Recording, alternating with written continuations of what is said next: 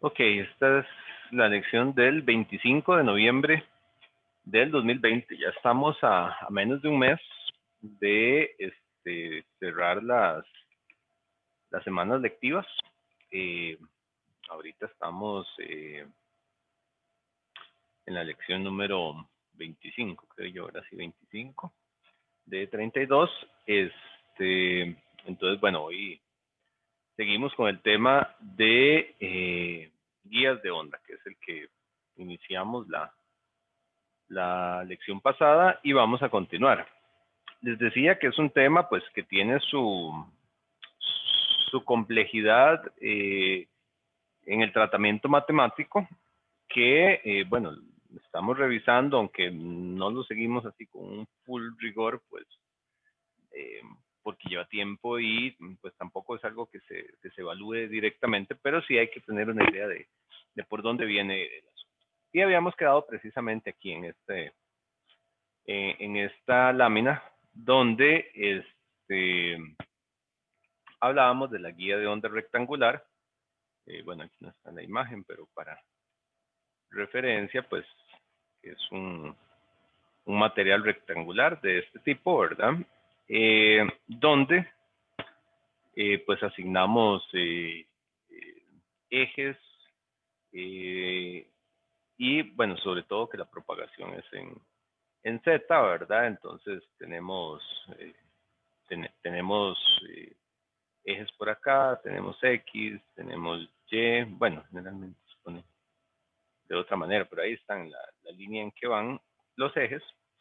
Y el problema que estamos abordando actualmente es la propagación de campos electromagnéticos dentro de la guía, que debido al confinamiento que tiene la guía para los campos electromagnéticos, pues tiene condiciones particulares, que son diferentes de la onda transversal electromagnética que habíamos visto. Entonces hay condiciones diferentes. Entonces la lección pasada lo que hicimos fue pues partir de unas cuantas limitantes en ecuaciones de Maxwell para determinar la propagación acá de los campos, o sea, cómo se mueven los campos aquí a lo lejos o a lo largo de la guía de onda, que es en dirección Z, al final de cuentas eso es lo que nos interesa. Eh, entonces, bueno, se hizo un tratamiento matemático donde lo que queremos determinar es cómo se mueven los campos. Entonces, lo que se trabajó pues fue obtener estos componentes, X, EY, HX, HY, que es la forma en que están dispuestos los campos, donde estas aquí también contienen las componentes pues en Z, de ES, HS, ¿verdad? Que las vemos como funciones de la posición, ¿verdad? Para ver, porque lo que nos interesa es ver cómo se propagan las componentes aquí en Z según la dependencia que tengan en X o en Y. Al final de cuentas de eso es un poco de lo que se trata. Entonces hicimos una serie de un manejo de, de ecuaciones y obtuvimos acá la ecuación 22, que en realidad pues corresponden cuatro ecuaciones que están ahí. Donde, bueno, definimos un factor para resumir, hacerlo un poco más pequeño, que es h cuadrado, que es igual a jk cuadrado, más omega cuadrado mío epsilon, ese es el valor, y que corresponde a la suma de las componentes kx y ky, perdón, al cuadrado. Esas son, entonces el h aparece aquí, ¿verdad? Entonces estas son las expresiones que tenemos ahí. De momento es sumamente matemático lo que se ha hecho. Ahora, a partir de acá, corresponde hacer un análisis de la disposición de los campos dentro de la guía en su avance a través de ella. Hay varias maneras en que se pueden propagar los campos. Eso, pues obviamente hay un asunto, como les he dicho en otras ocasiones, que nace de observación, digamos, a partir de la observación, la gente pues supone, ¿verdad?, ciertos casos y bueno, y se trabaja durante mucho tiempo teóricamente hasta tener los resultados que tenemos.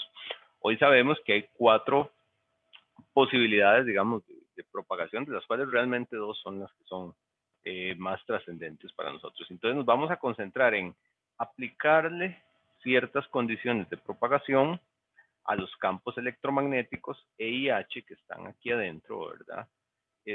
A partir de estas ecuaciones. Entonces vamos a pasar ahí.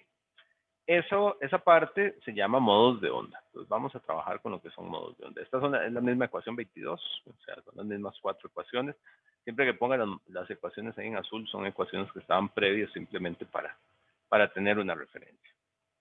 Resulta que, bueno, existen 4 categorías, 4 modos, 4 maneras en que se pueden orientar. La referencia que vamos a utilizar para esta guía de onda rectangular, que se ve algo así, es de la siguiente manera. Tiene un eje X acá, tiene un eje Y para acá y un eje Z para allá. En realidad, pues uno lo podría acomodar ahí diferente. No, para ver.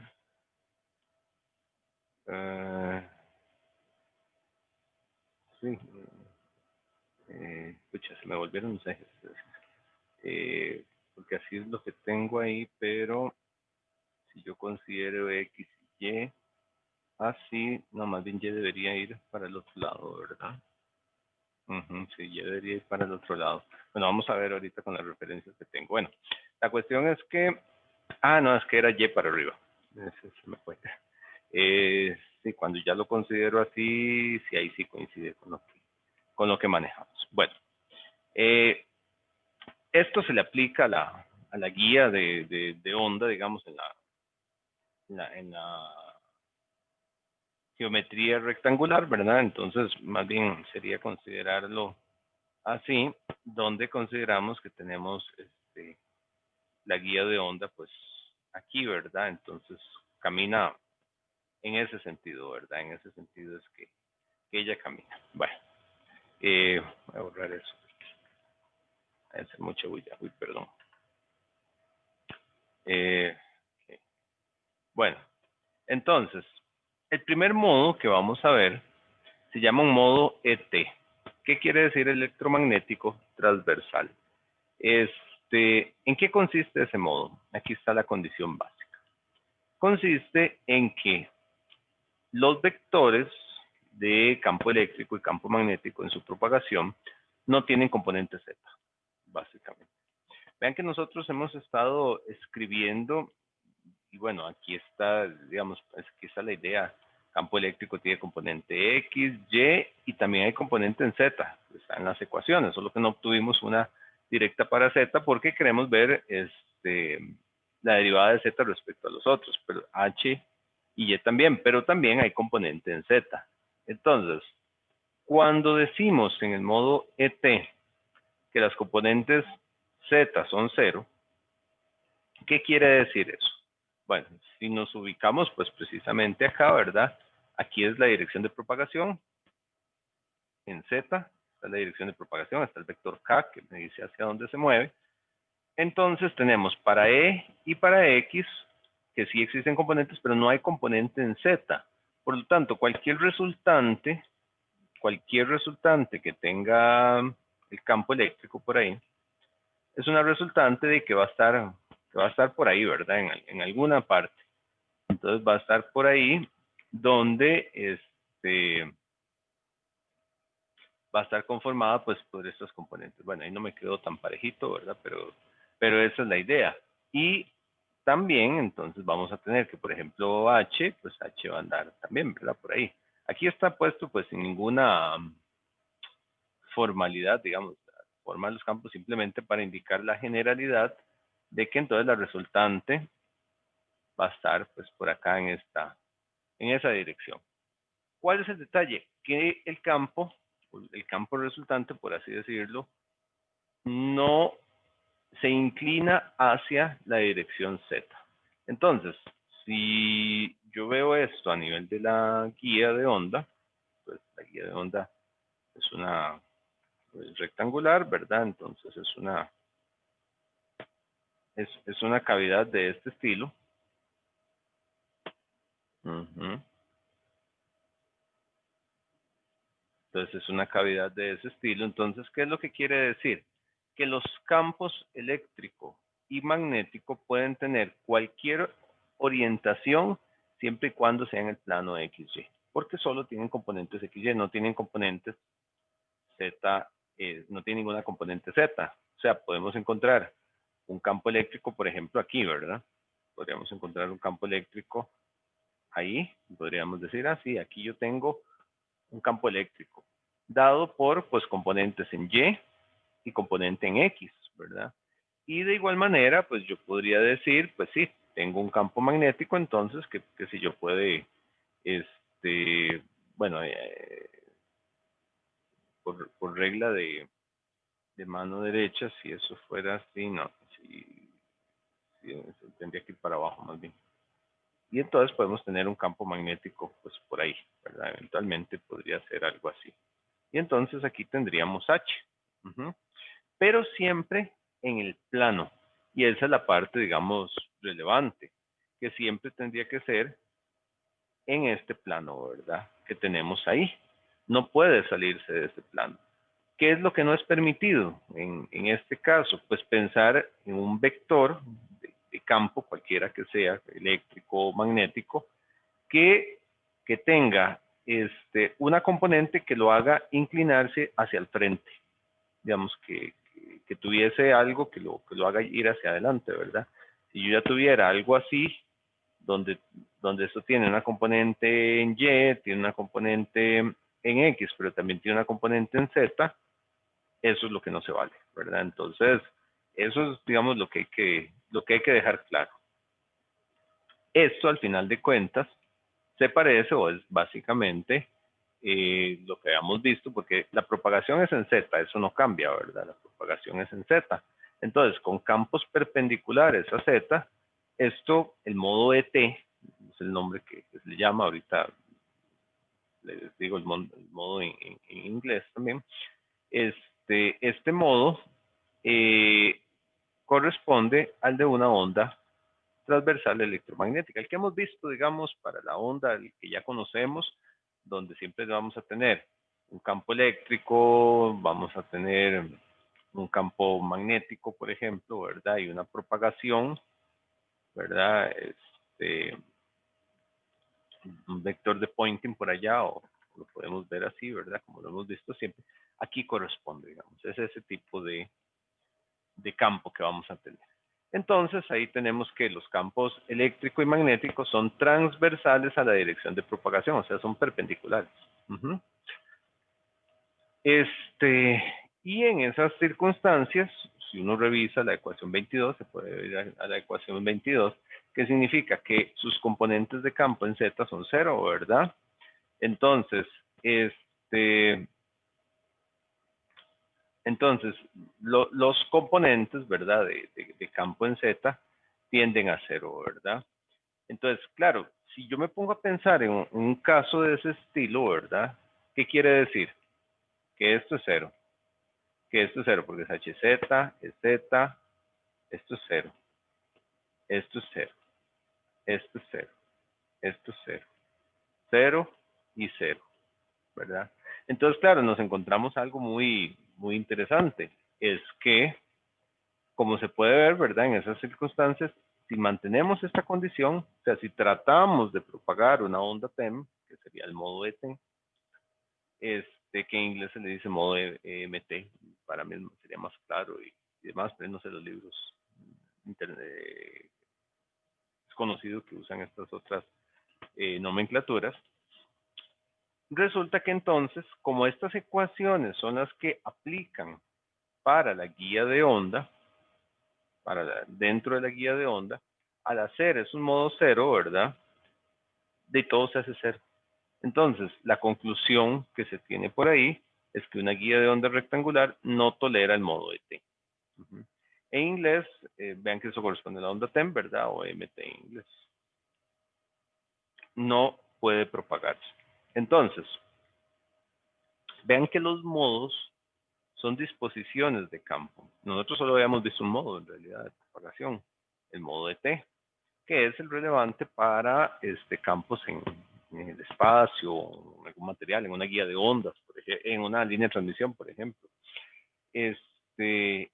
Pero en una guía de ondas no pueden existir, porque hay una dependencia ahí muy fuerte. Entonces, primer modo, obviamente, ¿qué es lo que hay que saber de ese modo? Que no puede propagarse, que el modo de T no puede propagarse, no existe en la guía de ondas. Punto. ¿Verdad? Avancemos a otro modo. ¿Qué es otro modo? Otra forma en que están dispuestos los campos, otra forma en cómo pueden darse las componentes. Cuando avanzamos acá, nos encontramos o se plantea el modo de T. Aquí hay que jugar con las nomenclaturas, ¿verdad? ET mayúscula, las dos, es el que no se ve, que es el modo T o MT. El modo de T, que es E minúscula y T mayúscula, se refiere a un modo eléctrico transversal. ¿Qué quiere decir eso? Que en el caso del campo eléctrico, el campo eléctrico no tiene componente Z. Por lo tanto, el campo eléctrico como tal va a ser transversal a la dirección de propagación. Va a estar en el plano, va a estar en el plano XY. ¿Verdad? Entonces, vean que si vemos aquí las líneas rojas, los vectores rojos, para el campo eléctrico solo hay en H, en Y, perdón, y en X. No hay en dirección Z. En dirección Z no hay ninguno. Eso, entonces básicamente lo que dice es, como lo vimos hace un rato, ¿verdad? Decir que, bueno, y si un posible campo eléctrico aquí, pues va a estar dado por esos dos componentes, pero limitado a ese plano. Sin embargo, el hecho, bueno, esa es una parte, y la otra parte es que, no se había mencionado todavía, el campo magnético en Z sí es diferente de cero. El hecho de que sea diferente de cero, ¿qué quiere decir? Que tiene componente en X, componente en Y y componente en Z. Por lo tanto, el campo magnético puede tener una dirección que es el resultado de la combinación de las tres direcciones, ¿verdad? Entonces, esta cosa a veces es, bueno, a veces no, es difícil de dibujar. Vamos a ver cómo me queda, más o menos. Bueno, hay una forma, ¿verdad? Como el cubito ese, entonces, el campo como tal, que, que va a existir en ese caso, es un campo pues, que iría del origen, ¿verdad?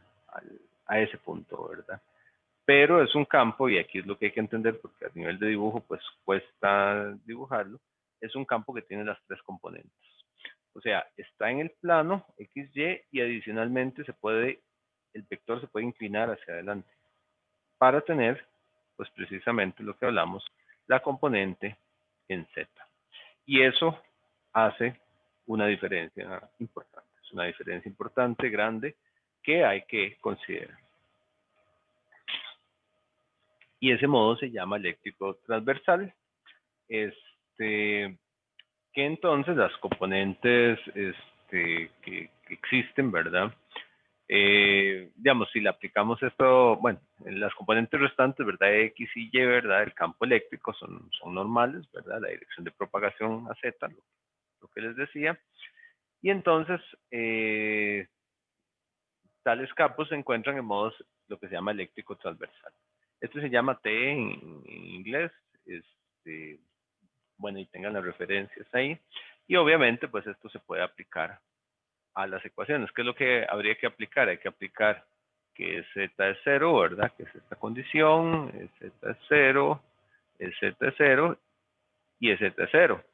Si bien es cierto, me elimina un montón de componentes, no me elimina todo, ¿verdad? Seguimos manteniendo las ecuaciones. Entonces el hecho de que sigan habiendo ecuaciones que me explican el movimiento de los campos dentro de la guía, hace que este sí sea un modo que sí se puede propagar. en la guía de onda. Entonces, de momento, el primer modo que vemos relevante para nosotros va a ser el modo ET, ET minúscula T, eléctrico transversal. Ese modo sí es relevante. Avanzamos a otro modo. Ahí siempre las mismas ecuaciones, y entonces avanzando a otro modo, tenemos el modo magnético transversal. Si el otro era el eléctrico transversal, este es el magnético transversal, que es lo mismo, pero para el campo magnético, ¿verdad? O sea, la componente H de Z es igual a 0, mientras que el campo eléctrico sí puede ser diferente de 0. Entonces, claro, cuando venimos aquí, nos encontramos que el vector de campo magnético pues está limitado al plano XY. Y es perpendicular a la dirección de propagación.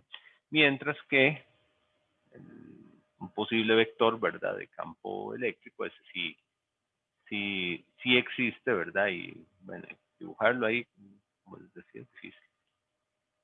Pero sí existe un campo, ¿verdad?, que puede tener todas las componentes.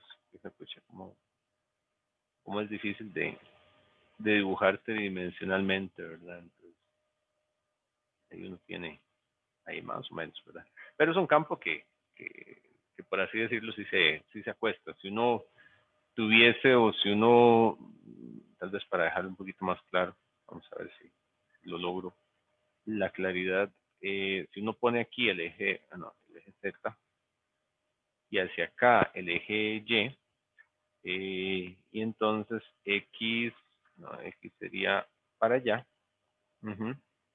¿qué es lo que vemos? En este caso en particular, ¿verdad? H tiene que estar limitado al plano, ¿verdad? Entonces, de H, ¿qué hablaríamos? Y es un vector que tiene que estar aquí sobre este plano, ¿verdad? Ahí en algún lado tiene que estar H en el plano XY. Pero, ¿cuál es la diferencia? Entonces, que el vector E, el total, puede estar en ese plano y adicionalmente una componente que lo lleve hacia adelante, ¿verdad? Entonces, eso es lo que tenemos para el campo eléctrico. Para que tenga, pues precisamente lo que hablábamos, una componente en Z, ¿verdad? Una componente en Y pues también una componente en X, ¿verdad? En el eje X. Que aquí el eje pues se está metiendo en la pantalla totalmente. Pero eso existe, digamos, o esa es la definición. Y vamos a ver cómo si existe. En ese caso, ¿verdad? El campo H, pues es transversal a la dirección de propagación de la onda, lo que les decía, ¿verdad? Que es totalmente perpendicular. Entonces, es totalmente perpendicular. Se llama TM en inglés, transversal magnético. Y es un campo, entonces, que cuando aplicamos eso, ¿verdad? Decir que HZ tiene que ser igual a 0, pues todo esto se me hace 0, se me hace 0 esto. Pero las ecuaciones sobreviven, por así decirlo. Entonces es un modo que se puede propagar en la guía de onda. Entonces es un modo a estudiar que mantenemos. Cuarto modo, se llama modo híbrido. En el modo híbrido no tenemos la restricción, ¿verdad? Z es diferente de 0, HZ es diferente de 0. Podemos tener los vectores, ¿verdad? Ambos con componentes ahí en esa dirección. Es un modo más complicado porque considera todas las posibilidades. Pero en ese caso, ni H ni E son transversales a la dirección de propagación, ¿verdad? Porque tienen esa inclinación, ¿verdad? Y eso se le llama modos híbridos. Es un modo más complicado de estudiar y que no se presenta fácilmente. Entonces, nos vamos a quedar en MT y ET. El detalle del modo híbrido es que es un modo que no se establece fácil. Si bien es cierto, las ecuaciones están, son casos difíciles de conseguir, parece mentira, pero son difíciles que se establezcan y que no tienen mucha relevancia, porque su propagación no es óptima como la de los otros modos. Entonces, viéndolo así, ¿Qué es lo que tenemos ahí? Modos 3 y 2 y 3, perdón, de los que mencioné, ¿verdad? O sea, el modo ET y el modo MT son los modos que vamos a estudiar, ¿ok? Para determinar a partir de ahí características de propagación de ellos. Ok, entonces, teniendo eso en cuenta, vamos a ver el modo MT. Vamos a ver el modo MT. Aquí está la guía, como tal. Ahí está la guía dada. Los modos de campo magnético, entonces, son transversales o normales en la dirección de propagación, ¿verdad? Es la característica de este modo, o sea, el vector siempre va a estar confinado, por así decirlo, a ese plano. El vector de campo magnético. Siempre ese vector, entonces, lo vamos a encontrar, pues, ahí en ese plano, propiamente, ¿verdad? Entonces, esa es la característica básica que tenemos. Entonces, implica, pues, obviamente, hacer que HZ es igual a 0, ya lo vimos. Entonces, de ahí nos quedan EX, Y, Z, HX y AY, ¿verdad? Y lo podemos determinar mediante las ecuaciones 18 y 22. Las 22 son las 4 que tenemos. Bueno, ahorita vemos la 18. Ahorita que lo apliquemos y va a estar ahí. Y adicionalmente, podemos aplicar las condiciones de frontera. Y bueno, este es el caso que vamos a explotar ahí en esta situación. Entonces, vamos a ver cómo aplicamos esto.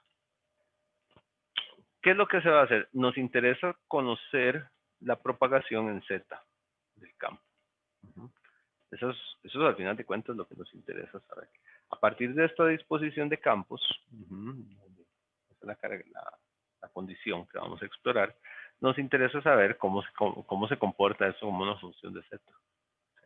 Cómo se mueve, cómo se propaga. Por eso, digamos, Z es que se ha tratado pues, de manera diferente. Es la manera en que se ha tratado.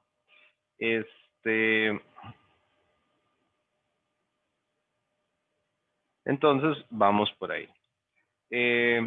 Vamos a aplicar condiciones de frontera, ¿verdad? Que es importante. Ya vamos a ver cuáles condiciones se aplican. Bueno, se despeja de Z, ¿verdad? Y a partir de él se determinan las demás componentes. En la condición para la condición de frontera es muy importante el material. Recuerden que la guía de onda se considera como un material con una alta conductividad, o sea, él tiene una conductividad, es un metal y es una alta conductividad. Efectos prácticos para un análisis rápido no puede ser un conductor. Perfecto. Entonces, en las paredes de la guía de onda, ¿verdad? Las componentes tangenciales de campo deben ser continuas. Recuerdan, condiciones de frontera, entonces las componentes tangenciales tienen que ser continuas. Eso implica que el campo tangencial que yo pueda tener aquí es igual al campo tangencial que tengo propiamente en el material. Y como es un material de alta conductividad, los campos electromagnéticos dentro de un muy buen conductor son cero. Entonces, ¿a qué nos lleva eso? Eso lo que nos lleva es que, uy, me pasé uno. Eso lo que nos lleva es que en Y igual 0, o sea, la superficie inferior, el campo que esté ahí tiene que ser 0, ¿verdad? El campo justo ahí tiene que ser 0. También el campo de propagación tiene que ser 0 en B, en Y igual B, o sea, aquí arriba. Y también tiene que ser 0 en X igual 0, que sería aquí en esta pared, y en X igual A, que sería aquí en esta pared. En las paredes, los campos tangenciales son 0. Entonces, esa es una condición de frontera con la cual tenemos que trabajar, tenemos que aplicar esa condición de frontera. Esto nos va a facilitar un poco, ¿verdad? Obviamente, no es que se nos hace toda la componente 0, lo que nos dice es que por fuerza En y igual 0 y y igual b, los campos tienen que ser 0. Y de igual manera, por fuerza, en x igual 0 y en x igual a, perdón, los campos tienen que ser 0.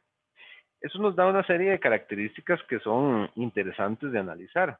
¿Por qué? Porque si yo considero, viéndola así de manera perpendicular, la entrada de la guía de onda, me doy cuenta, según lo que acabamos de decir, que por ejemplo, un campo tiene que ser 0 aquí y 0 aquí, sea eléctrico, sea magnético. ¿Eso qué quiere decir? Que ahí es 0. Bueno, si yo marco el campo, ¿verdad? Marco aquí, pensando en distribuciones de campo cosenoidales, que son las que usualmente se dan.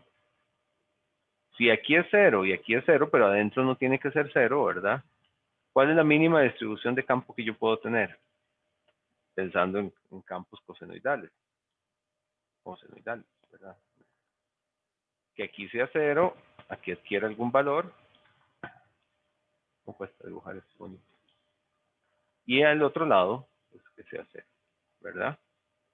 También podría ser que el campo venga por acá, haga eso, y que aquí sea 0. Pero aquí siempre tiene que ser 0 en los extremos.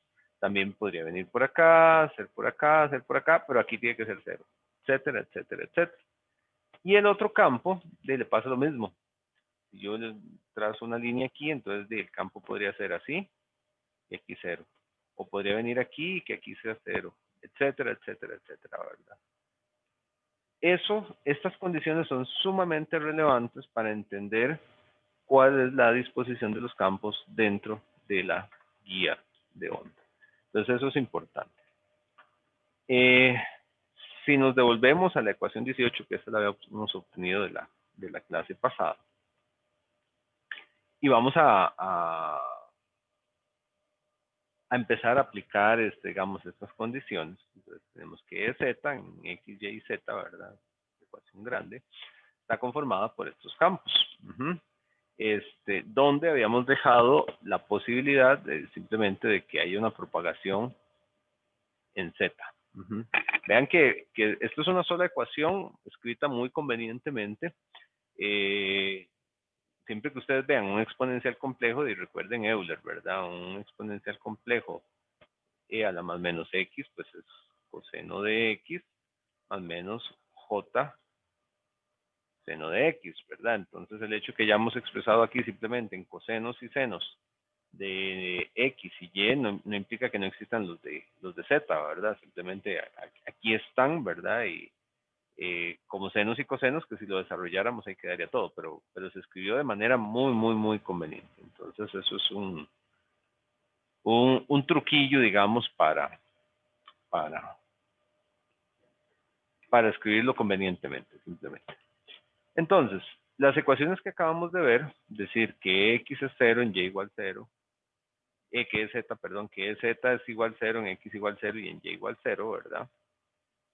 Implican, entonces, que en esos valores, x igual 0, resulta que entonces, para que eso se cumpla, pues esto que está aquí, ¿verdad? La constante A1, de igual manera la constante A3, tienen que ser 0, es lo que aquí está señalado, ¿verdad? Para que se cumpla, porque por el coseno no se hace 0. Eso en y igual 0, ¿verdad? O sea, vean que en x igual 0, del coseno de 0 me da 1. Entonces, la única manera de que en x igual 0 se cumpla la condición de que el campo sea 0, ¿verdad? Por fuerza me manda o me hace que las constantes a 1, y aquí pasa lo mismo, ¿verdad? Para y igual 0, pasa exactamente lo mismo, hace que a 1 y a 3 tenga que ser 0, ¿verdad? Entonces, eso me simplifica la ecuación, ¿verdad? Entonces, la ecuación EZ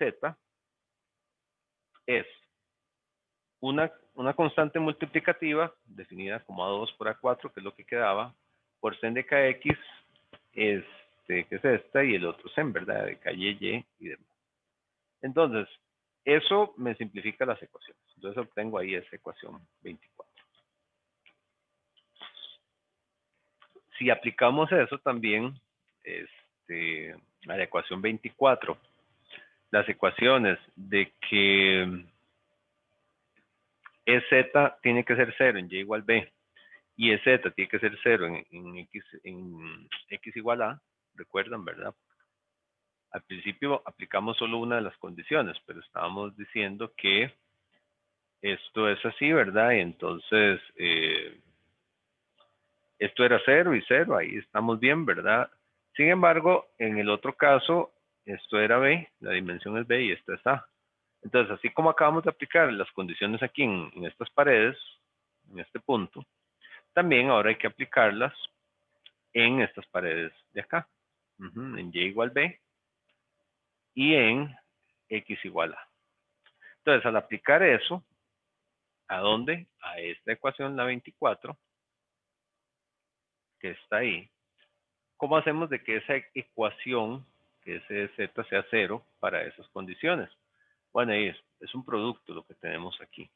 Entonces, para que sea 0 es o que sen de kxa, ya sustituido, ¿verdad? Porque es en x igual a, o de kx en y igual b, sean 0. Una de los dos, ¿verdad? Alguna de los dos tiene que ser 0. Entonces, para que sea 0, ¿cómo es que eso puede llegar a ser 0? De simplemente que el argumento de la función, en este caso kxa, sea un número entero de pi, ¿verdad? Un múltiplo entero de pi. Y que KYB sea un múltiplo entero también de pi, ¿verdad? Nada más que los distinguimos, porque son casos diferentes, ¿no? Uno no implica al otro. Entonces son números enteros, no aplica para m, para 0, ¿verdad? Sino a partir de valores y, porque si no, no tendría sentido, ¿verdad? Sería una dimensión 0. Entonces, para m123, n123, que sean números enteros simplemente. Y eso nos lleva entonces a la hora de despejar que la constante esta kx que hemos estado viendo es igual a mpi sobre a, o sea, la dimensión en x, que tiene la guía, y que la constante ky sea npi sobre b. Recordando siempre pues, la referencia que estamos utilizando. Estamos utilizando que esto es 0, ¿verdad? Pero entonces aquí en x, esto es a, y en y, esto es b. Entonces, la ecuación como tal va a ser 0, o sea, va a cumplir, digamos, la condición, entonces se va a propagar la onda, si esas constantes kx y ky cumplen con esto. Que sean igual a un número entero de pi dividido entre la dimensión A o dividido entre la dimensión B. Y eso es muy interesante porque entonces mete en juego la dimensión de la guía de onda, la cual es muy relevante. Va a ser sumamente relevante entender la dimensión de la guía de onda, ¿verdad? Entonces, ahí mismo, sustituyendo la ecuación 28, que aquí la pongo para referencia en la ecuación 24, que está ahí, o sea, sustituyendo sus valores de kx y ky aquí, pues la ecuación queda así, ¿verdad? Digo, bueno, entonces la ecuación de z es igual a un valor, una constante inicial, ¿verdad? Sen de mpi sobre a, pues por la variable x, y de npi sobre b por la variable y. Y obtenemos esta ecuación 29. Esta ecuación 29 es importante porque entonces ya me está hablando de cómo se propaga el campo en la dirección z, ¿verdad? Aplicándole condiciones de frontera. Entonces ya no es un caso ahí tan general. Entonces ya tenemos una expresión para el z. Ahora, para encontrar x, y, hx, hy, se obtienen sustituyendo esta ecuación 29 en la ecuación 22, que ya vamos a ver, que estaban en términos de z. Recuerden, teníamos una ecuación, la ecuación 22 son las que son 4 ecuaciones, había 22a, b, c, d. Y entonces, al hacer la sustitución, así nos queda la ecuación. Que es una ecuación grande. Uy, aquí me hace falta algo. esto está muy basado en el tratamiento que hace Sadiku, solo que nosotros como veníamos trabajando en G, yo he preferido utilizar la constante JK. Sadiku a eso le llama valor gamma. Algunos libros lo hacen. Lo que no me gusta es que a veces a mí me parece un poco engañoso porque el mismo Sadiku usa K y usa gamma. Entonces es como raro. Yo prefiero dejarlo todo en términos de K. Y aquí se me fue. Aquí está gamma y gamma. Tengo que ponerle ahí JK. Eso tengo que hacerle esa corrección.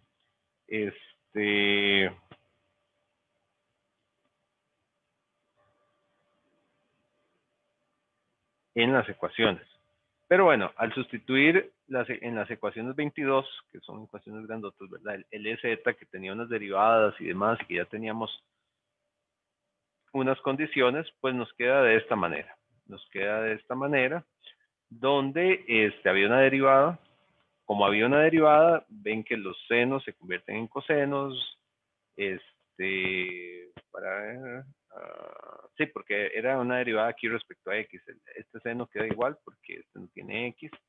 Este sí se transforma, este de seno a coseno, y pues sale el argumento ahí. En todas las ecuaciones pasa lo mismo.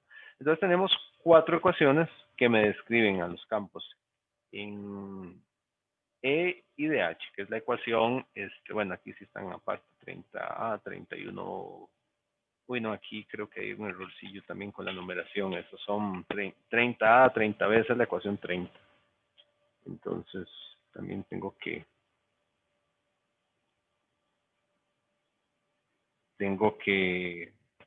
hacer la correccióncilla.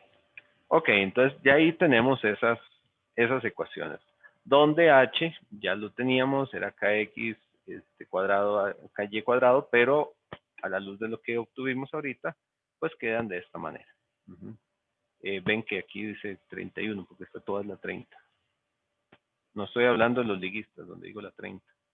Nada más que es la 30, ¿verdad? 30B, y etcétera, ¿verdad? 30C y 30D. Se me fue el fácil ahí a la hora de enumerar. Ok, entonces ya ahí tenemos esas ecuaciones. Bien, ahora corresponde entender M y N, por qué son relevantes para entender esto. Y bueno, vamos a partir aquí de esta ecuación. Sin embargo, ya podemos hacer la pausita acostumbrada, nada más que es que quería llegar a las ecuaciones anteriores. Y lo que vamos a proceder ahorita que volvamos es empezar a ver esta otra parte. Ok, entonces, hagamos la pausa. La parte que viene es la más relevante porque vamos a llegar a los resultados finales y cómo entendemos la propagación propiamente de los campos en aquí. ¿Ok? Entonces, 10 minutitos como es de costumbre y ya casi seguimos. Ok, seguimos después del recreo. Ok, les comparto nuevamente. Les decía que después de sufrir un poquito ahí con las ecuaciones y mostrar ecuaciones que nos den una idea de cómo se propagan los campos, ya ahora vamos a analizar precisamente lo que ella nos dice. Entonces, tenemos la ecuación 29 que nos dice cómo se da el campo en una propagación en Z, ¿verdad? Ya conocemos el exponente a la menos JKZ. Hay que decir que dentro de la guía de onda usualmente no hay pérdidas, entonces alfa es igual a 0, ¿verdad? Entonces eso termina siendo casi siempre un E a la menos J beta Z, constante de propagación. Eso lo entendemos, o yo esperaría que se entienda, ¿verdad? De cómo es que se mueve el campo en Z, cómo es que se propaga. Esto es una función de de Z, donde la magnitud del campo, porque al final de cuentas es eso, ¿verdad? Lo que tenemos aquí. Esto es magnitud, esto es una constante. Esta es una constante, o bueno, podría verse como una constante de amplitud, pero que depende de la posición. En cada posición, en cada valor X distinto, tenemos un valor, ¿verdad? Y en cada valor Y también hay un valor. O sea, hay una dependencia. Cuando hablamos de la guía de onda, tenemos X, tenemos Y. Y entonces hay una dependencia de los valores de la magnitud del campo Z, que se propaga hacia allá en Z, ¿verdad? Dependiendo en qué punto estemos. Y en qué punto estemos en un plano. Que lo podemos analizar, bueno, en X y en Y. Sabemos que el campo como tal, pues tiene que ser cero en las paredes. En las paredes siempre tiene que ser cero, pero dentro de las paredes no está limitado a que sea cero. Y es un campo que se mueve en Z por esa constante de propagación. Ahora, vamos a chequear entonces qué es lo que significa M y N, porque vean que tienen que ser números enteros y está un poco relacionado con lo que les decía hace un rato. Entonces, para las condiciones, ¿verdad? Para las cuales llevamos el punto de M y N fue para X igual a, Y igual B. Bueno, también los valores de cero, ¿verdad? Pero los valores de cero son lógicos porque esas dos funciones son seno, ¿verdad? Entonces, en cero valen cero. Entonces, eso estamos claros. Pero ahora veamos también qué implica que A y que B sean cero, ¿verdad? En A y B. Entonces, cuando nos llevamos eso,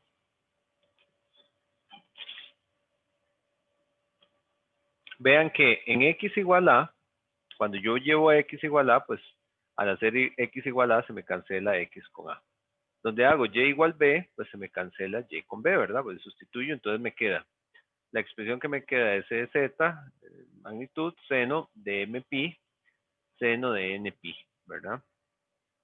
Esto me describe al campo en esa condición que está ahí, ¿verdad? Entonces, esta es la manera en que el campo eléctrico, la magnitud del campo eléctrico Z, o sea, el que se propaga en Z, ¿verdad? Esta es la magnitud que tiene y esta es la magnitud que lo describe en el plano.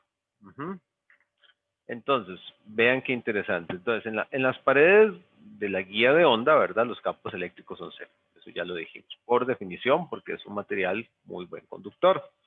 Entonces, dentro de la guía de onda, dentro de la guía solo pueden establecerse múltiplos de medio ciclo de onda, que es lo que yo les decía hace un momento. Entonces, si nos concentramos solo en un caso, porque ver los dos de entrada al mismo tiempo es complicado, viendo el caso para el eje X, analizando primero eso, eje horizontal dominado por M, ¿verdad? M es con X. Entonces, ¿qué tenemos? Tenemos que el campo, por ejemplo, si tomamos M igual 1, solo puede tener un ciclo aquí, que es lo que les decía. El campo tiene que ser cero aquí y tiene que ser cero aquí. Adentro puede ser otra cosa, pero por el tipo de campo que tenemos, bueno, en este caso solo en X, ¿verdad? Este que está acá, puede ser para M igual 1, puede ser un medio ciclo. Para M igual 2, puede ser un ciclo completo, pero siempre tiene que ser cero ahí. Para M igual 3, 3 veces. Y así podemos seguirlo escalando, ¿verdad? M igual 4, M igual 5, etc. Esa es la forma en que se distribuye el campo en el eje X. Esa forma en que se distribuye es muy importante porque me dice que los campos son o tienen una distribución, por así decirlo, discreta. Discreta en el sentido de que o se establece así, o así, o así. Pero no se puede establecer de otra manera. Y en múltiplos siempre de M, ¿verdad? Y yo puedo seguir poniendo múltiplos, ¿verdad? Y podría tener 2 periodos, podría tener siempre múltiplos de medio periodo, ¿verdad? Podría manejarlo de esa manera. Para Y es lo mismo, nada más que dominado por el eje N. O sea, para Y, pues hablamos de lo mismo, de que puede ser así, puede ser así, o digamos, esto sería para un N igual 1, aquí un N igual 2, y para un N igual 3, pues se vería, sería así, así, ¿verdad?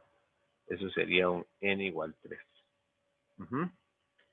Eso para N, los valores de N. Entonces, el campo total, pues va a depender de cómo se establezca según los valores de N y de M. Y a partir de ahí tenemos ciertas distribuciones que son muy características, que son muy específicas para la guía de onda. Entonces, se ve que para cada combinación de números enteros M y N, va a haber un patrón, una forma muy específica de cómo se describe, ¿verdad? Patrón o modo diferente de la onda electromagnética. ¿Por qué? Nosotros estamos, bueno, si estamos diciendo, estamos en el modo de MT, pero la forma en que se van a distribuir los campos depende de los números enteros. Y entonces les llamamos modos MT con subíndices MN, dependiendo de los enteros que se tenga. Esos números que están ahí, entonces M equivale al número de variaciones de medio ciclo en la dirección X, que ya lo vimos. N es el número de variaciones de medio ciclo en la dirección Y. Esa es la forma en que se van dando. Entonces, con relación a esas mismas ecuaciones, entonces podemos tener,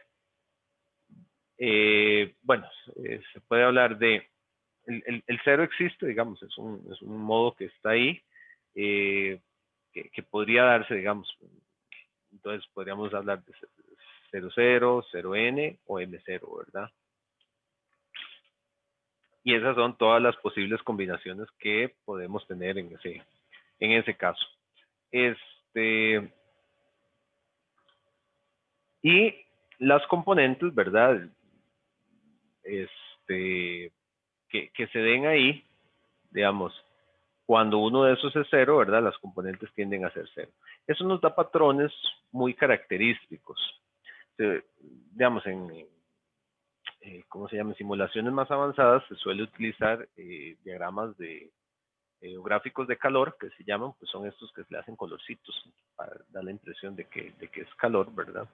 Y entonces uno puede dibujar diferentes patrones. Entonces, por ejemplo, el TM11 es uno donde tenemos medio ciclo de cada lado. Ese medio ciclo, entonces implica, bueno, aquí es que lo que se ve es el calor, pero al final de cuentas aquí lo que está saliendo es un modo aquí, de esa manera, y en el otro también tenemos medio ciclo nada más que dado de esta forma. Es la forma en que está dado el medio ciclo, pero es medio ciclo, al final de cuentas. De la combinación, pues tenemos ese patrón que está ahí. Para un modo 2-1, vean que siempre es MN. Entonces, ¿qué quiere decir? 2 quiere decir dos mitades. Entonces, si él salió, vamos a ver, acá tenemos solo uno, ¿verdad? En el Y. Y en X quiere decir que tenemos uno por acá. Para ver. Tenemos 2-1. Sí, es este que va acá. Y si lo vemos como magnitud, bueno, y haría esto, el otro para abajo, ¿verdad? Si lo vemos como magnitud, se vería así. Se vería de esa manera. Mientras que el otro sigue siendo así. Entonces, hay puntos, digamos, de la intersección, se generan puntos, pero bueno, se generan diferentes puntos ahí. Ahora, más adelante, vamos a interpretar un poquito mejor esos campos. Lo que sí es que los campos, cuando hablamos si hablamos de que alguno es cero, ¿verdad? Quiere decir que no habría nada ahí, digamos, que no tendríamos campo, ¿verdad? Entonces ahí es donde las componentes en esa dirección se vuelven cero, digamos. Entonces, ni m ni n pueden ser iguales a cero. ¿Por qué? Porque ¿qué implicaría que sean cero? Implicarían, si nos devolvemos a la ecuación, vamos a ver, aquí está. Si m es igual a cero, ¿qué implica con el campo? Que todo se hace cero. ¿Lo ven? ¿Lo logran visualizar? Un m igual cero haría que z se haga cero. Un n igual cero haría que el z se haga cero, que todo se haga cero. Entonces, no pueden ser cero, ¿verdad? No pueden ser cero. Hay que agregar la ecuación 29 para explicar eso. Para que quede más claro. Entonces, tenemos esa característica particular. Ni m ni n pueden ser igual cero en este modo, en el modo que estamos viendo, que es el modo mt. Entonces, el modo de menor orden posible aquí es 1, 1. Y eso me lo dice la ecuación, porque si no todo se me hace cero. Entonces, hay que tomar en cuenta eso. Eso es importante desde el punto de vista conceptual, a partir de lo que les decía. Aquí la voy a agregar por aquí la ecuación 29, aquí arriba.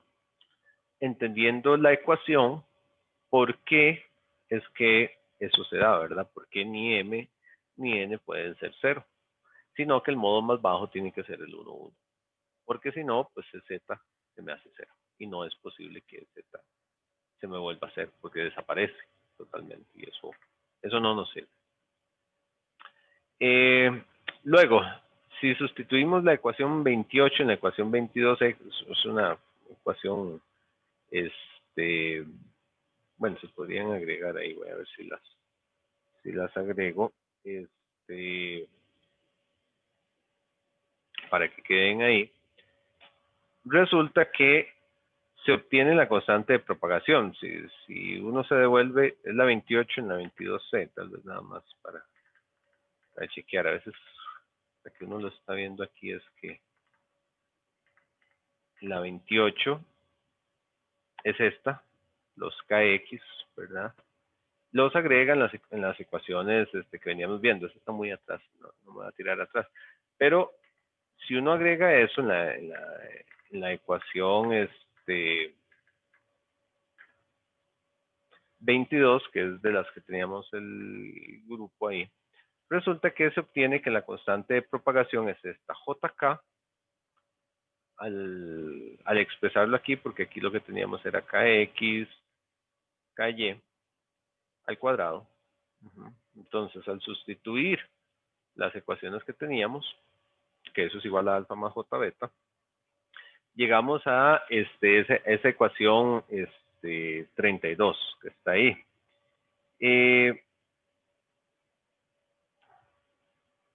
Donde hacemos eso nos da una pista muy importante, digamos, el hecho de que hagamos eso y que jk sea alfa más j beta, nos va a dar una pista muy interesante. Bueno, aquí para referencia a lo que es k cuadrado, porque ahí está k cuadrado, eso es a partir de la definición, solo para tenerlo ahí. Pero respecto a esa ecuación, hay tres posibilidades que son muy interesantes. ¿Por qué? Porque eso es igual a alfa más j beta. O sea, ¿qué posibilidades estoy hablando? De que jk, según las relaciones que uno maneje aquí, pueda ser un número real. ¿Qué pasaría si es un número real? Beta es igual a 0.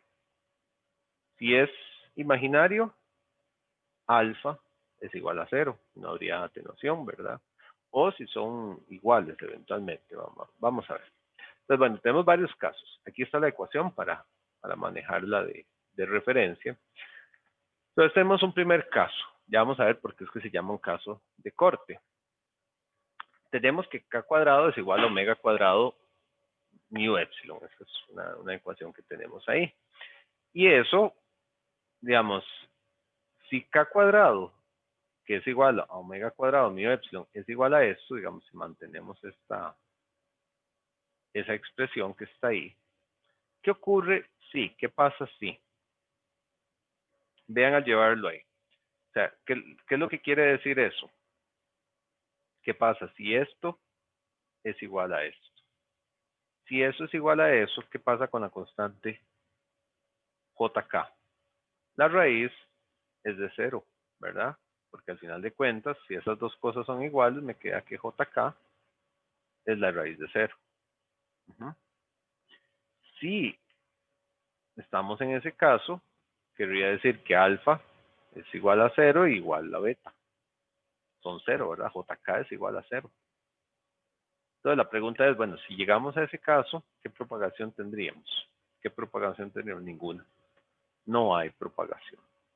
Y eso es muy interesante, porque entonces yo veo que esta es la condición, ¿verdad? Donde eso se da.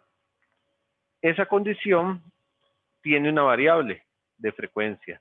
Si yo la despejo, se obtiene lo que se llama una frecuencia angular de corte, que es omega c, que es despejar de esta ecuación, ¿verdad? Si yo de aquí despejo, me queda simplemente que, como estos eran cuadrados, bueno, aquí queda una raíz, ¿verdad? Y luego queda la raíz de esto. Esta ecuación 33 es muy importante porque me define la frecuencia para la cual se cumple esto. O sea, me define un límite, el límite precisamente donde ocurre eso. Es un caso súper específico. ¿Por qué es un caso súper específico?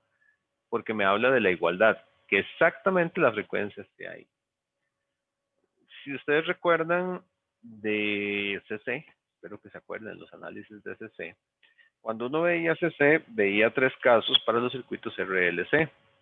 Veía el caso subamortiguado, sobreamortiguado y críticamente amortiguado. Y veía frecuencias para ellos, espero que se acuerden por ahí. El caso del críticamente amortiguado era la frontera entre el subamortiguado y el sobreamortiguado. O sea, teníamos dos tipos de comportamientos característicos, eso de CC. Entonces, cuando uno tenía en CC el sobreamortiguado, bajaba muy lento, muy lento, y era ahí una asíntota, ¿verdad? El subamortiguado, más bien, era el que oscilaba. Y el críticamente amortiguado era la frontera, era justo el punto antes de que, digamos, si yo venía del caso sobreamortiguado, antes de que empezara a oscilar. Ese era el críticamente amortiguado. Bueno, este caso de corte es un caso similar. Es una frecuencia específica, muy difícil de obtener una frecuencia exacta, ¿verdad? Pero que me marca un punto donde curiosamente no hay propagación. Ahora, observemos qué pasa en los casos arriba de esa frecuencia de corte y abajo de esa frecuencia de corte. ¿Cómo determino esos casos? Bueno, nosotros hicimos un caso muy específico, decir que k cuadrado es exactamente igual a esto, ¿verdad? Pero ¿qué pasa si k cuadrado, por ejemplo, es mayor que esto? ¿O qué pasa si k cuadrado es menor que esto, verdad? Si tenemos ahí dos relaciones, veamos ahí, vamos a ver qué pasa. Entonces, vamos a analizar los casos de frecuencias mayores y menores a omega c, a esa frecuencia de corte. Al analizarlo, llegamos a un caso E, que se llama evanescente, que es, bueno, nuevamente, tener k cuadrado, omega cuadrado, mu epsilon e, ¿verdad? Entonces, empezamos por ahí, digamos, empezamos por ese punto.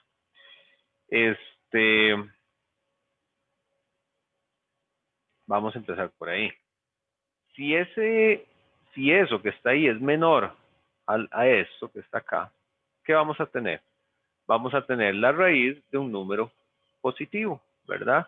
Porque estamos diciendo que esto es mayor que esto, o sea que esto es mayor que esto, o sea que este valor menos esto me da un número positivo, ¿verdad? Entonces la raíz es un número real positivo.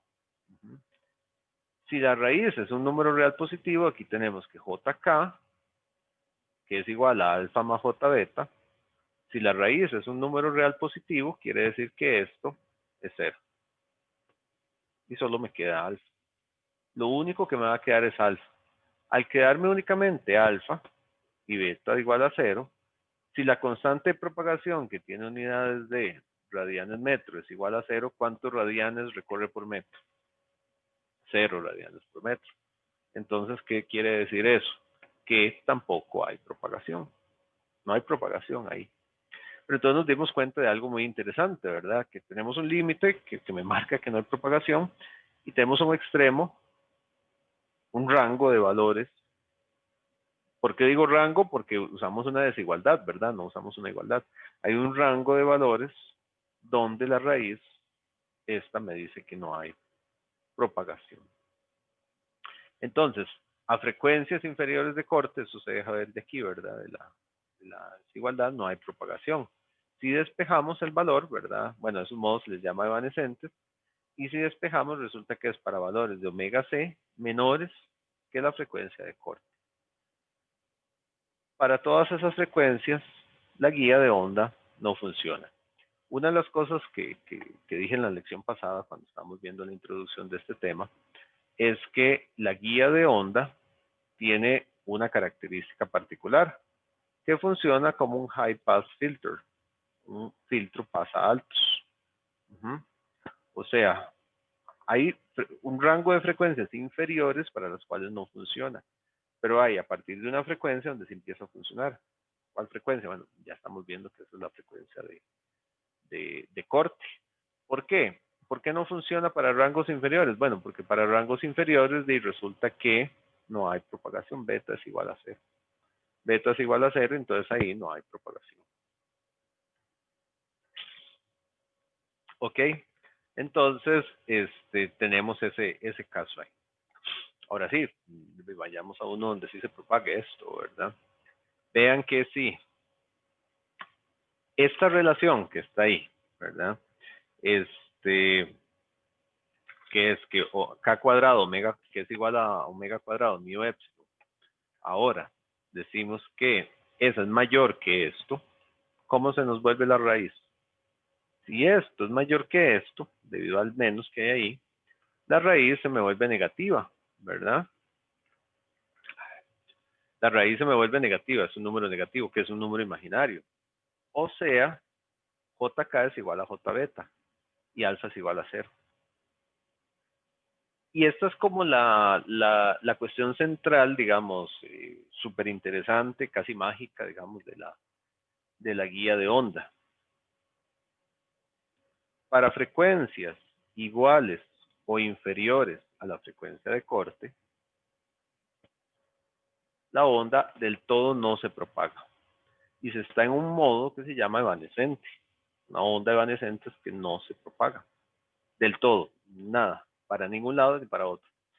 Pero una vez que se supera la frecuencia de corte, automáticamente y casi que mágicamente no hay atenuación y lo único que tenemos es propagación.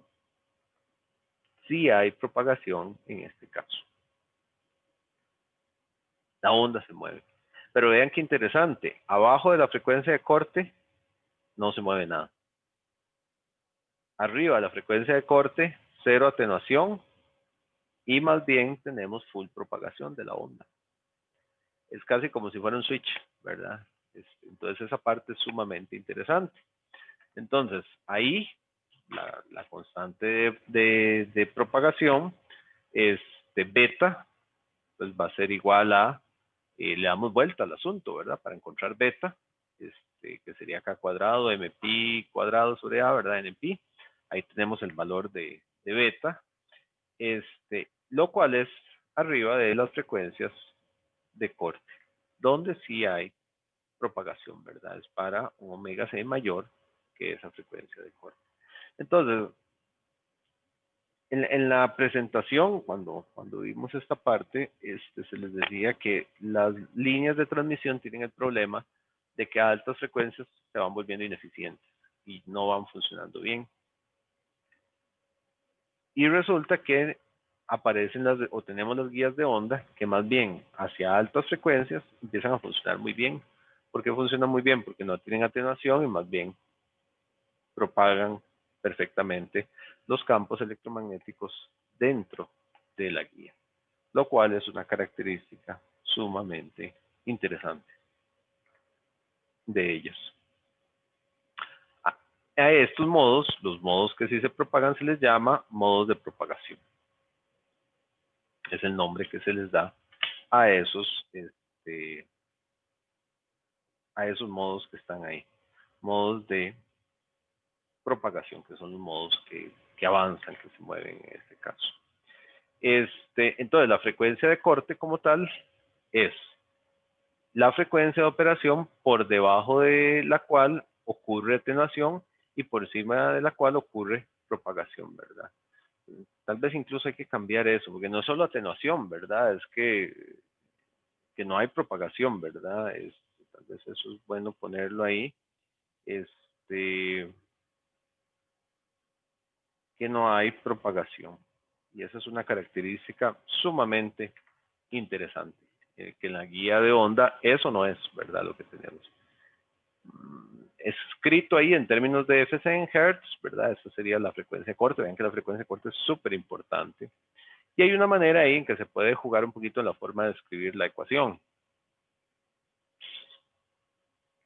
FC, como tal, se puede escribir así, bueno, aquí se saca pi cuadrado, ¿verdad? Se saca factor común, ¿verdad? Pi cuadrado, se lleva hacia afuera, se cancela con este pi, ¿verdad? Y entonces, vean que entonces este pi se cancelan entre ellos. Y 1 sobre esto que está acá es le llamamos la velocidad de propagación prima. ¿Qué sería? Eso es la velocidad de fase en el dieléctrico sin pérdidas, sigma igual 0, mu epsilon, en el cual está inmersa la guía de onda. O sea, es como la velocidad de propagación de referencia, digamos, en el cual está la guía de onda, en ese material, digamos, que está ahí. Entonces, como una referencia. Y la frecuencia de corte, entonces, se puede ver como esa velocidad, ¿verdad? En la cual está la guía entre 2 por la raíz de estas relaciones que estén ahí. De aquí se ve la importancia que tienen las dimensiones de la guía de onda, ¿verdad? La guía de onda no puede tener, digamos, cualquier tipo de valores. De hecho, bueno, ahí uno tendría que empezar a jugar con los valores de A y de B para jugar con los valores que estén ahí. Y ver qué frecuencias de corte uno obtiene, ¿verdad? Nada más que, bueno, hay que hacerla con parámetros, ¿verdad? Fijar uno y hacer la corrida con el otro. También en términos de M y de N. Son una serie de valores. Lo que nos dice eso es que las dimensiones de la guía son muy relevantes, son sumamente relevantes. Y bueno, ya sacando valores por ahí, generalmente, digamos, guías de onda para frecuencias muy bajas, lo que pasa es que necesita valores de A y de B muy, muy grandes. Entonces son guías muy, muy grandes, lo cual las suele volver imprácticas en este caso. Ahora, a cada modo caracterizado por los números enteros M y N, que siguen apareciendo ahí, ¿verdad? M y N están ahí, le corresponde una frecuencia de corte, una frecuencia FC, ¿verdad? Para cada valor. Entonces, de igual manera, hay que poner los valores, nos acordamos que el modo más bajo que puede existir es el modo MT11, entonces a partir de ahí yo puedo tener modo de MT12, puedo tener modo MT 21, modo MT22, etcétera, etcétera, ¿verdad? Eso puede ir creciendo ahí, bueno, y teóricamente infinitamente, ¿verdad? Los diferentes modos que puede haber ahí. Y cada uno tiene un modo diferente también en función de las dimensiones que se va a tener ahí, ¿verdad? Si se quiere ver como longitudes de onda, la longitud de onda lambda c se puede ver de esta manera, igual con el mismo VP', ¿verdad? Sobre la frecuencia de corte. Por lo tanto, lambda c queda con esta expresión ahí. Si uno despeja, pone FC y cancelan los V' y demás. se llega a esta expresión, que también es útil porque muchas veces se suele dar en longitudes de onda, lo cual es muy útil porque recuerden que entonces, dependiendo de los modos, digamos, si yo sé que, por ejemplo, digo, bueno, me dan un caso y me dicen, ah, bueno, yo tengo un modo MT 2.1, por ejemplo. ¿Qué quiere decir 2.1? 2.1 quiere decir que aquí tengo una longitud de onda completa y que aquí tengo media longitud de onda a lo vertical, ¿verdad?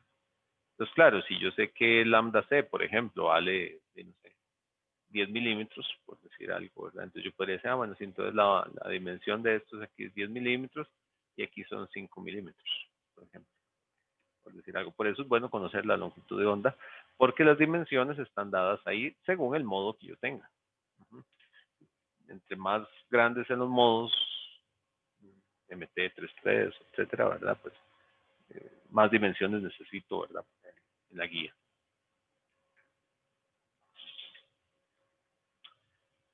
De esas ecuaciones que acabamos de obtener, 36 y 37, entonces se ve, digamos, si es claro, que el modo MT11 es el modo MT con la menor frecuencia de corte o mayor lambda C, ¿verdad?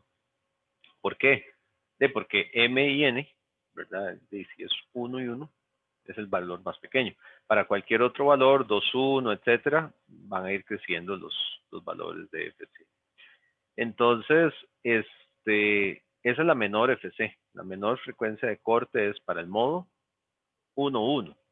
Ese valor es relevante porque de todos los distintos modos que yo puedo ensamblar, por así decirlo, ¿verdad? De todos los distintos modos que yo puedo reunir o que puedo estudiar de la onda, la que tiene la menor frecuencia de todas FC. O sea, de todas las posibles frecuencias que existen, el modo 1.1 presenta la menor frecuencia de corte de todas. Entonces, me establece el límite inferior absoluto a partir del cual la guía de onda sirve de algo.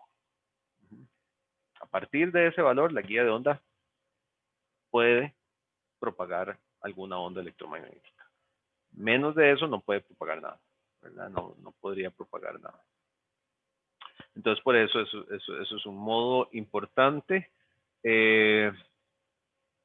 Y bueno, a este modo se le suele llamar el modo dominante.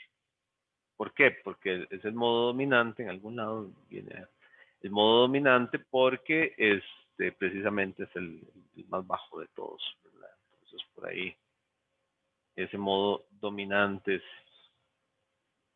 es importante, ¿verdad? Es relevante en ese sentido. Entonces, bueno, escribiendo las relaciones también se puede escribir un beta prima ahí, porque esto es beta, ¿verdad? El beta, digamos, solo en el medio en el que está la onda, en la guía de onda, asumiendo que la guía de onda es abierta y demás, ¿verdad? Porque estamos asumiendo que la guía de onda, por ejemplo, si está en aire, por decir algo, tiene aire afuera y aire adentro, ¿verdad? Entonces, la forma en que está dada. Y lo interesante entonces es que puedo escribir beta en términos de la frecuencia de corte, se puede escribir de esa manera. Ahí está lo que sería beta prima, ¿verdad? Y es la constante de fase de la onda en el dieléctrico, la cual está inmersa la guía, ¿verdad? El medio en el que está. Usualmente podemos pensar que es aire en ese caso. Entonces, bueno, en ese caso, la constante de propagación compleja para el modo evanescente, en ese caso, digamos, para el modo evanescente, recuerden que es donde no se propaga, frecuencias abajo de la frecuencia de corte. O sea, lo que me da el alfa, ¿verdad? Que yo voy a tener ahí, digamos, JK es igual a ese alfa y es igual a ese valor, que es la parte matemática, pero recuerden que en ese modo, beta es igual a 0, o sea, no hay propagación, hay atenuación y no hay propagación. Todas las condiciones para que la onda no se propague, ¿verdad? Y por otro lado, otras relaciones ahí que uno puede sacar, ¿verdad? Que la La velocidad de fase y la longitud de la guía de onda están dadas, bueno, por esas ecuaciones que están ahí. Que se pueden ver de esa manera. Y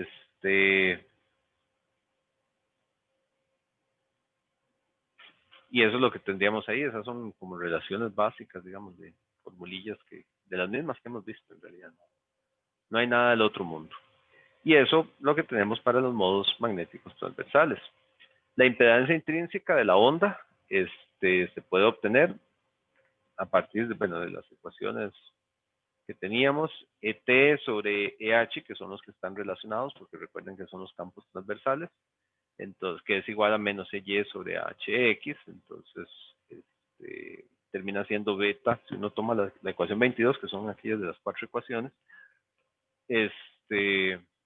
queda de esta manera, el modo MT, queda de esta manera, entonces ahí tenemos la ecuación. También vean que la impedancia es algo interesante, está en función de la frecuencia de corte también. La frecuencia de corte domina un montón de cosas, ¿verdad? Y también se puede definir en función de la impedancia externa que está ahí, que la impedancia intrínseca en el medio donde está inmersa la guía de onda, ¿verdad?